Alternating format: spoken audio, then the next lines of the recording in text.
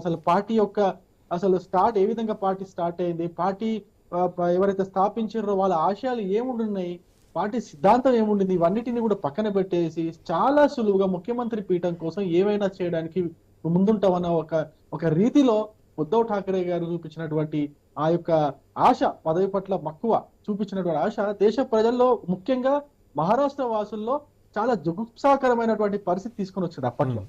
న్యాయంగా చెప్పాలంటే ఒకసారి చూడండి, 2019లో బీజేపీ 164 సీట్లకు పోటీ చేస్తే 164 సీట్లకు పోటీ చేస్తే 105 సీట్లు గెలిచింది.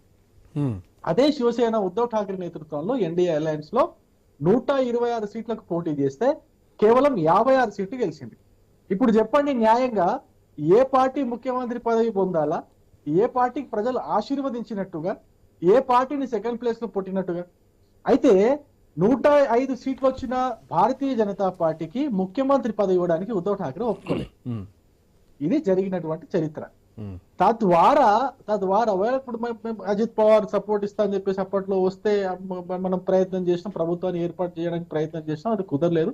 దాని తర్వాత ఈ తక్కువ సీట్లు వచ్చినటువంటి పార్టీలన్నీ కూడా అన్యాయంగా ప్రజా తీర్పుకు వ్యతిరేకంగా మెజారిటీ సీట్ షేర్ ఇచ్చినటువంటి భారతీయ జనతా పార్టీకి కాకుండా ఈ మూడు పార్టీలు చిన్న ఎన్ని 30-40 సీట్లు 40 సీట్లు వచ్చిన ఈ మూడు పార్టీలు కలిసి మహారాష్ట్రలో ముఖ్యమంత్రి పదవిని ఉద్ధవ్ ఠాకరేకి అప్పచెప్పి భారతీయ జనతా పార్టీని ఒక డిస్క్రిమినేటెడ్ పార్టీ లాగా, అంటే భారతీయ జనతా పార్టీని ఒక అంటరాని పార్టీ లాగా తయారు చేద్దామని చెప్పేసి కాంగ్రెస్, అదే విధంగా ఈ శరద్ పవార్ పడినటువంటి కుట్రలో భాగంగా మనోడు ఉద్ధవ్ ఠాకరే వాళ్ళకు ఒక బొమ్మలాగా తయారైపోయింది.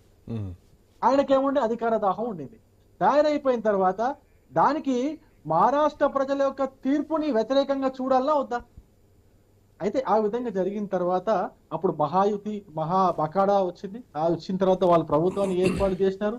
శివసేనలో ఉన్నటువంటి ఒక వర్గం ఏదైతే బాల్ ఠాకరే గారి సిద్ధాంతాన్ని నిండా వంట పట్టించుకున్నటువంటి ఎమ్మెల్యేలందరూ కూడా ఇది కాదు, మనం కాంగ్రెస్ పార్టీకి వ్యతిరేకంగా మన పార్టీని స్థాపించినాము, కాంగ్రెస్ పార్టీ పైన పోరాడడానికి మన పార్టీని స్థాపించినాము, నా యొక్క శవానైనా నేను నా శవానైనా కానీ నేను దూరంగా పెడతాను, కానీ కాంగ్రెస్ పార్టీని మాత్రం నేను నా శవాన్ని కూడా తాకని అన్నట్టుగా వాగ్దానం చేసినటువంటి బాల్ ఠాకరే గారి యొక్క సిద్ధాంతాల్ని మనము మట్టిలో కలిపేస్తున్నాం, ఇది కరెక్ట్ కాదని చెప్పేసి ఏక్నాథ్ షిండే గారి ఆ నాయకత్వంలో కొంతమంది ఎమ్మెల్యేలు బయటకు వచ్చారు. వాళ్ళ స్వతహాగా వాళ్ళు బయటకు వచ్చాం, వాళ్ళ సిద్ధాంతాలని పట్టుకొని వాళ్ళ సిద్ధాంతాలని వాళ్ళ మూలాల్ని మర్చిపోయి మనం కాంగ్రెస్ పోతున్నాము. నేను మీ మాటలకు రామారావు గౌడ్ గారు అబ్జెక్షన్ చెప్తున్నారు. రామారావు గారు, రవికుమార్ గారు చెప్తున్న దాంతో నేను ఏకీభవించడం లేదు. ఎందుకంటే బీజేపీకి ఎప్పుడూ స్వతహాగా మెజార్టీ వచ్చి గవర్నమెంట్ ఫామ్ చేసిన పరిస్థితులు లేవు. మనం ఈ 3 ఎలక్షన్స్ చూసుకుంటే ఒకసారి 2014 120 సీట్లు వచ్చింది బీజేపీ, 2019కి వచ్చేసరికి అది 105కు దిగజారిపోయింది. అప్పుడు ఎవరి మీదనో ఒకరి మీద ఆధారపడే పరిస్థితికి వచ్చేసింది. దీంతో పాటు ఇంకొక స్టెప్ ఏమైందంటే మొన్న లోక్సభ ఎలక్షన్ జరిగినప్పుడు కనీసం 80 సీట్లలో కూడా ప్రభావం చూపించలేని పరిస్థితికి వచ్చింది. అంటే దాని డౌన్ ఫాల్ స్టార్ట్ కూటమి మొత్తం టోటల్ గా, అంటే 2014 నాడు 120 సీట్లు గెలుచుకున్నటువంటిది 2019కి వచ్చేసరికి 105 సీట్లకు పడిపోయింది.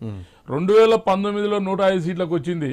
2020 మొన్న లోక్సభ ఎలక్షన్స్ ఉన్నాయి కదా, 83 సీట్లలో కూడా దాని ప్రభావం చూపించలేకపోయింది బీజేపీది. అంటే ఇక్కడ ఏం స్పష్టంగా కనపడతా ఉందంటే మొత్తం 48 అనుకుంటా లోక్సభ స్థానాలు.